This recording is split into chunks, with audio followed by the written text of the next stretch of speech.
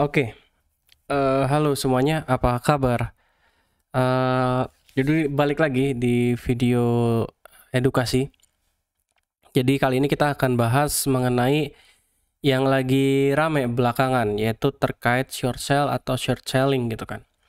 Nah, di market atau saya lihat di grup saham, baik grup saham saya maupun ada yang ada yang DM masuk itu ke saya. Itu semuanya rata-rata macam-macam sih. Ada yang mispersepsi tentang short selling, ada yang merasa tidak adil tentang short selling, ada juga yang eh ya salah kaprah terkait short selling gitu kan. Nah, jadi di sini saya akan jelaskan berdasarkan apa yang saya ketahui dan ya sesuai koridor atau peraturan yang ada gitu kan, yaitu peraturan OJK. Kalau ditanya saya sendiri apa pernah short sale, saya belum pernah short sale. Itu pertama. Yang kedua, apakah saya pernah melihat orang short sale dengan mata kepala saya sendiri? Itu juga belum pernah, gitu kan. Karena langka gitu. Dari 8 tahun saya trading, saya nggak pernah lihat orang eh, short sale depan mata saya sendiri. Dan yang punya akun pun saya rasa saya nggak pernah ketemu gitu kan. Beda sama akun margin gitu. Seperti itu, beda sama akun margin.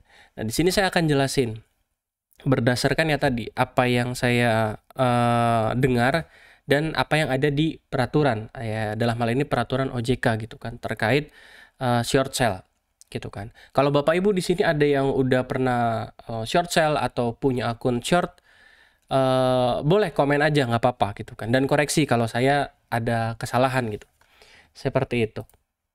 Oke, yang pertama-tama disclaimer dulu seperti biasa, nanti ada nama sekuritas, misal ada nama emiten juga, itu tidak dimaksud untuk mendiskreditkan emiten atau sekuritas tersebut. Jadi murni untuk edukasi, semua juga untuk edukasi gitu kan. Seperti itu. Nah, saya udah buat bukan polling tapi Q&A di Instagram, jadi saya rangkum beberapa pertanyaan jadi sebuah bahasan. Yang pertama itu, yang paling sering ditanyakan adalah, Pak, short sell itu kan enak, sama seperti di future Binance, kita beli bisa dua arah. Bisa beli, bisa jual. Jadi kalau marketnya bullish kita bisa beli, kalau marketnya bearish kita bisa jual. Nah, ini kesalahan pertama. Jadi short sell di saham itu bukan short sell seperti di future market atau kita trading di komoditi misalkan gold, oil, atau kita trading di forex itu kan bisa buy sell kan. Atau kita di crypto di Binance itu bisa future, itu beda dengan short selling saham. Kenapa? Karena kalau di future Binance, future trading, komoditi forex atau indeks atau kripto dan lainnya, itu kita yang ditransaksikan itu kontrak, bukan kepemilikan. Yaitu kontrak jual atau kontrak beli, gitu kan. Atau bisa juga sering disebut CFD, kalau saya nggak salah, gitu kan.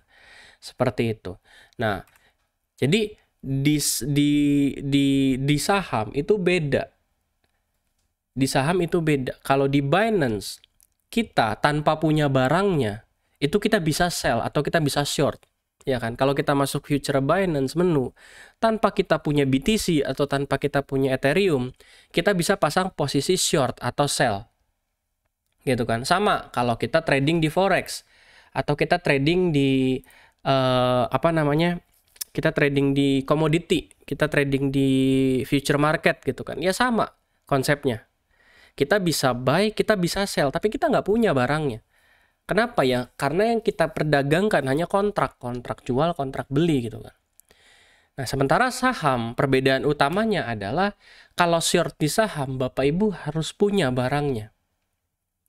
Ini yang paling penting. Kenapa? Karena untuk nurunin harga saham, Bapak Ibu harus turunin pakai barang, pakai volume, pakai saham juga gitu. Seperti itu.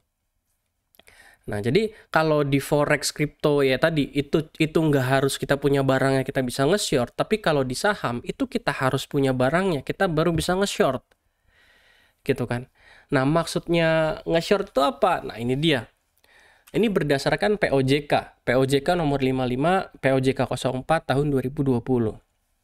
Nah, transaksi short selling adalah transaksi penjualan efek atau penjualan saham, dalam kasus ini saham, di mana saham yang dimaksud tidak dimiliki oleh penjual pada saat dilaksanakan. Jadi gampangnya, kita bisa jualan saham, tapi kita nggak punya sahamnya. Gimana caranya, Pak? Ya kita pinjem ke sekuritas. Gitu kan. Jadi short selling itu bukan semerta-merta kita nggak punya saham sama sekali, enggak. Tapi kita tetap harus cari sahamnya. Di mana? Di sekuritas. Sekuritas kan kadang punya inventory saham. Dia pinjemin ke kita. Atau misalkan nasabah, banyak alternatifnya sepertinya. Banyak alternatifnya soalnya. Nah, anggaplah sekuritas punya inventory, misalkan Bank BRI 1000 lot. Kita pinjem 1000 lot. Nah, 1000 lot itu yang kita jual di market dalam bentuk short. Nah, itu kenapa disebut short. Gitu kan, kenapa disebut short. Jadi kita pinjam barang ke sekuritas. Nah, sekarang pertanyaan yang penting adalah, Pak, yang bisa short selling siapa aja? Karena ada narasi yang bisa short selling hanya bandar. Yang bisa short selling hanya pihak tertentu, kalau saya pernah bilang kan. Ya, secara regulasi atau secara aturan, harus ada 2 syarat yang dipenuhi. Yang pertama dari sisi nasabah atau dari sisi kita, yang kedua dari sisi sekuritas. Ya kan, dari sisi sekuritas. Dari sisi nasabah, yang pertama adalah punya akun reguler. Buat apa akun reguler?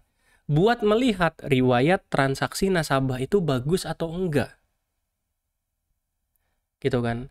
Buat lihat riwayat transaksi nasabah bagus atau enggak. Yang kedua, kita harus buka rekening khusus short. Minimal deposit 200 juta. Jadi untuk short selling ini diaturnya bersamaan dengan transaksi margin. Jadi sebenarnya syaratnya mirip sama akun margin kalau Bapak Ibu punya akun margin. Gitu kan. Punya akun reguler dulu, yang kedua buka rekening margin. Nah, kalau ini punya akun reguler dulu, yang kedua baru buka rekening short. Minimal depositnya sama 200 juta. Nah, sementara dari sisi sekuritas itu harus ada 2 ketentuan. Yang pertama punya izin, yang kedua MKBD sekuritas harus di atas 250 miliar. Nah, saya nggak tahu di atas 250 miliar ini rata-rata atau last MKBD atau MKBD terakhir. Nah, kalau rata-rata pun rata-rata berapa saya nggak tahu karena tidak dijelaskan lebih lanjut di peraturan OJK gitu kan.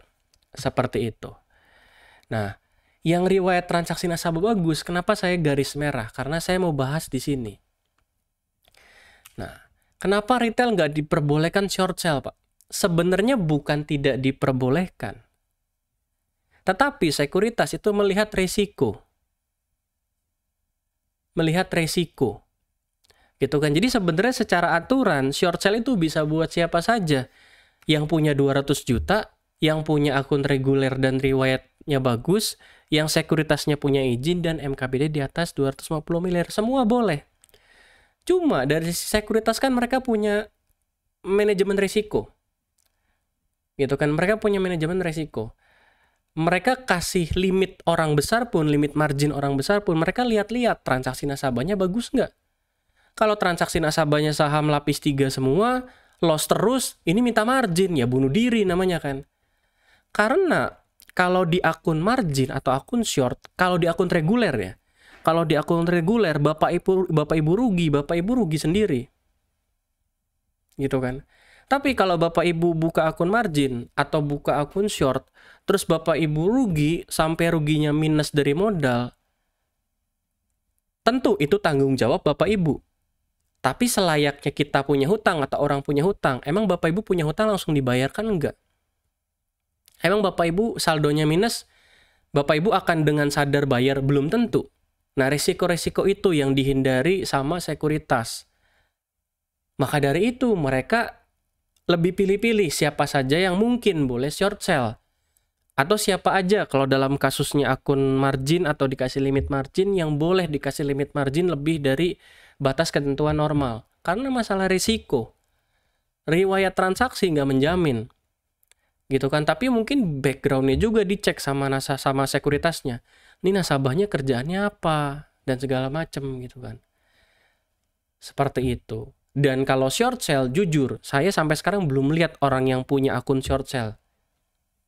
Nah, jadi ini mungkin lebih ketat lagi seleksinya karena melibatkan perpindahan barang juga kalau short sale. Kalau margin kan cuma perpindahan uang, nagih uang selesai.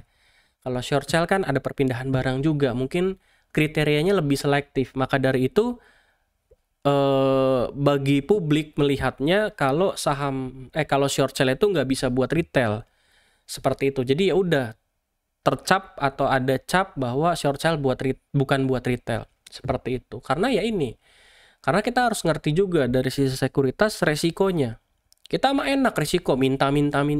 Nanti begitu kita susah, ibaratnya kayak gini deh, kayak kita minjem uang ke orang. Kalau ada orang minjem uang orang, kita kan enak, nanti saya bayar gampang, ini gampang. Tapi ketika kejadian gagal bayar, orangnya kemana? Kabur. Susah bayar gitu kan. Kalau susah bayar, kita yang rugi. Ya sama kayak sekuritas gitu kan. Ngasih margin limit besar, ternyata nasabahnya kabur, ya bahaya juga, berisiko juga buat sekuritasnya gitu. Kurang lebih seperti itu. Jadi bukan masalah fair tidak fair, tapi kita harus pikir resikonya juga gitu kan. Seperti itu. Nah sekarang masalah izin dari sekuritas. Jadi sekuritas itu izinnya ada banyak. Ada perantara perdagangan efek, ada penjamin emisi efek, ini yang bisa meng-IPO-kan, manajer investasi, ada dan lain-lain lah. Bapak Ibu baca, bahkan ada online syariah. Jadi nggak semua sekuritas itu punya sistem trading syariah, harus ada izinnya. Harus ada izinnya gitu kan. Nah ini sebagai contoh. Sebagai contoh, Ajaib Sekuritas, XC. Dia punya lisensi margin, artinya dia boleh ngasih margin ke nasabah-nasabahnya. Maka dari itu kemarin ada pengumuman XC, sebentar, saya lupa, udah recording belum? Oh udah. Kemarin ada pengumuman kalau XC ngasih margin, ada rekening margin.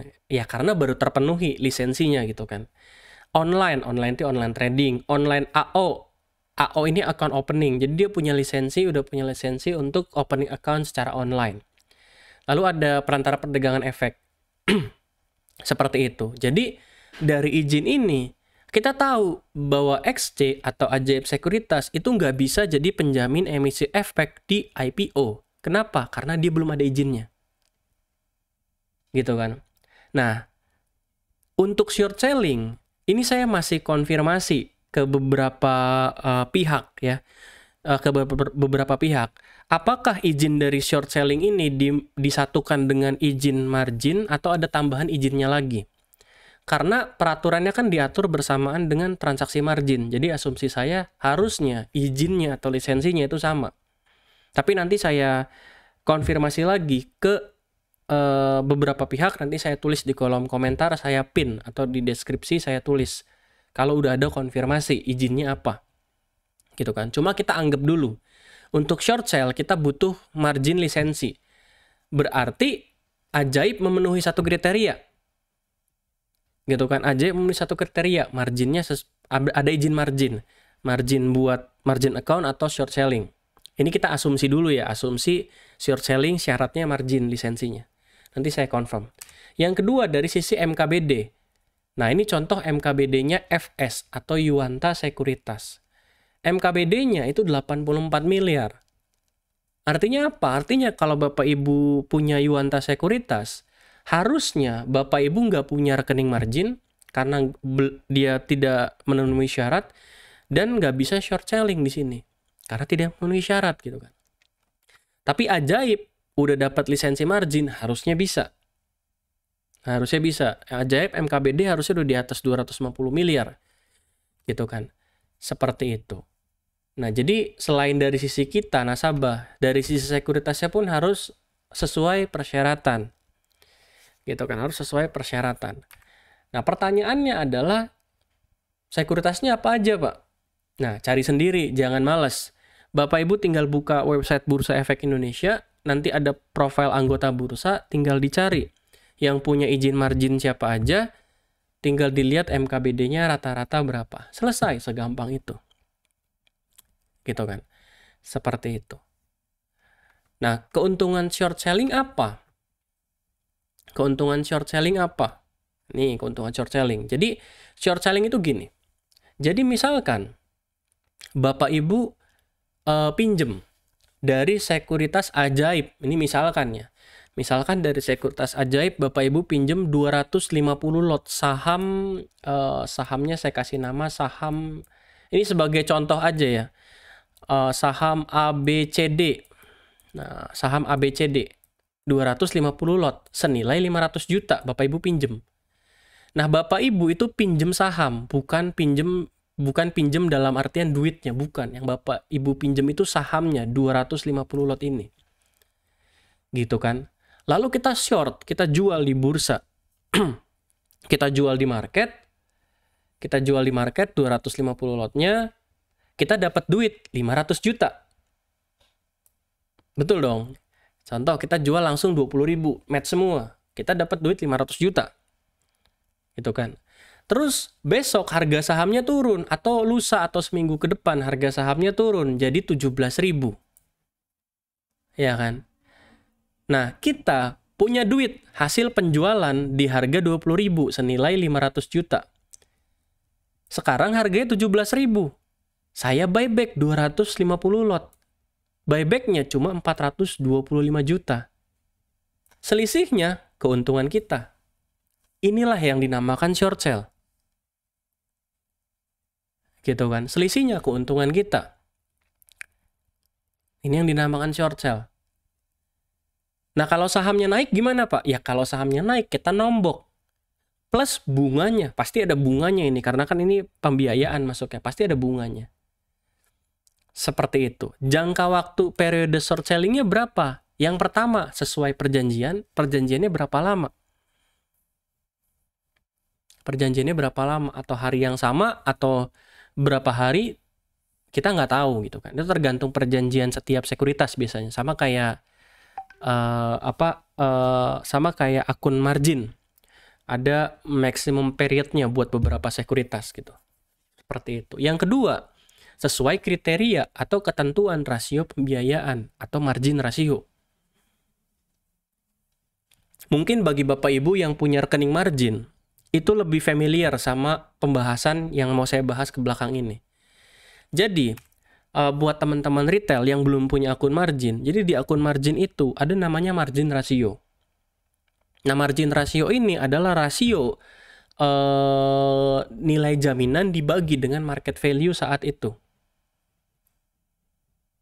Market value saat itu, nanti contohnya lebih jelasnya nanti di belakang gitu kan. Cuma gampangnya, kalau untuk rekening margin, itu margin rasionya sesuai POJK itu nggak boleh lebih dari 65%.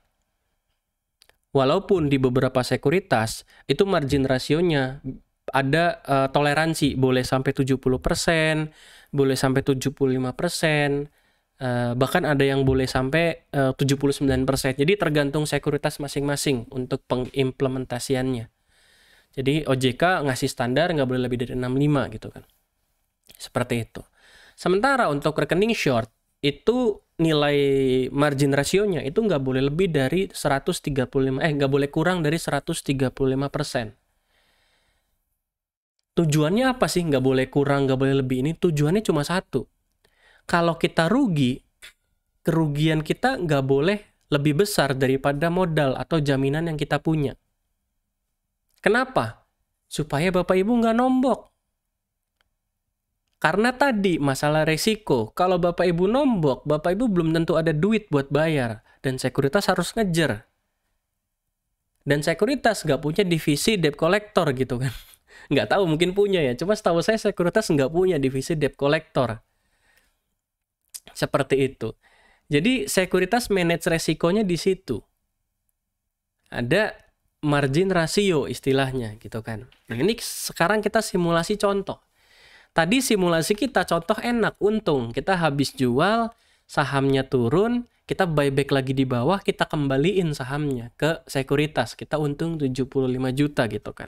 Nah, sekarang gimana kalau rugi? Nah, contoh, transaksinya 500 juta, nilai jaminannya 750 juta. Nah, nilai jaminan ini itu ditentukan sama OJK, harus 150% dari total transaksi, dari transaksi gitu kan. Ya, saya nggak tahu, mungkin nanti prakteknya di sekuritas itu negotiable, biasanya negotiable. Seperti itu. Nah, contoh kasusnya tadi sama.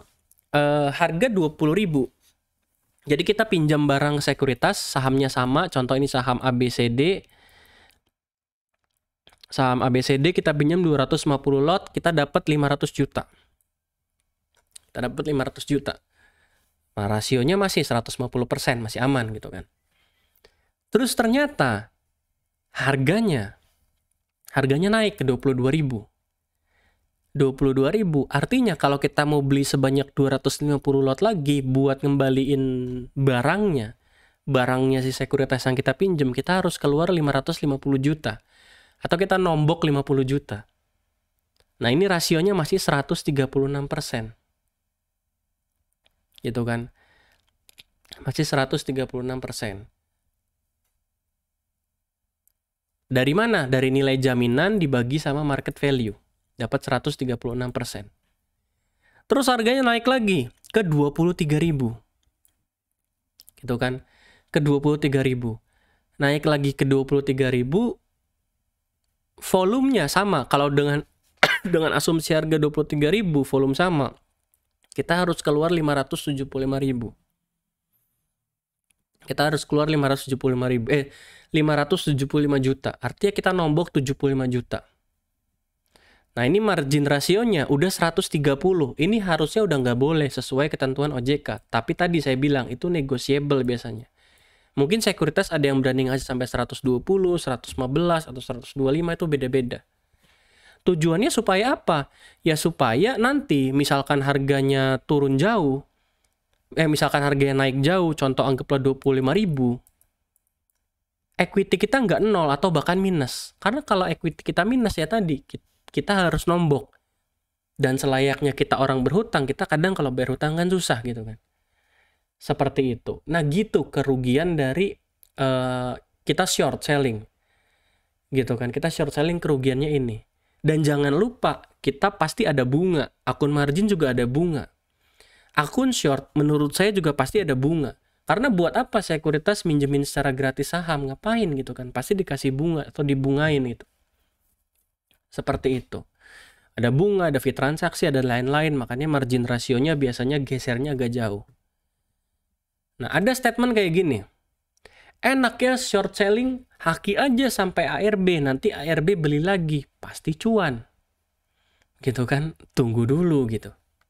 Ada aturan OJK yang bilang bahwa transaksi short selling itu kita tidak boleh haki atau buang di bid. Bahasa mereka adalah harga penawaran jual atau offer. Harga penawaran jual kan offer.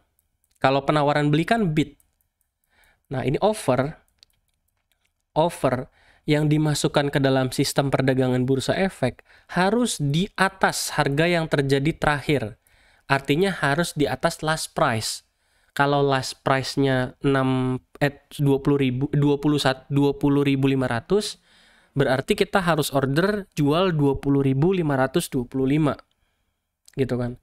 Tidak boleh kita jual 19.000, 18.000. Nggak boleh. Kenapa? Ya supaya fair.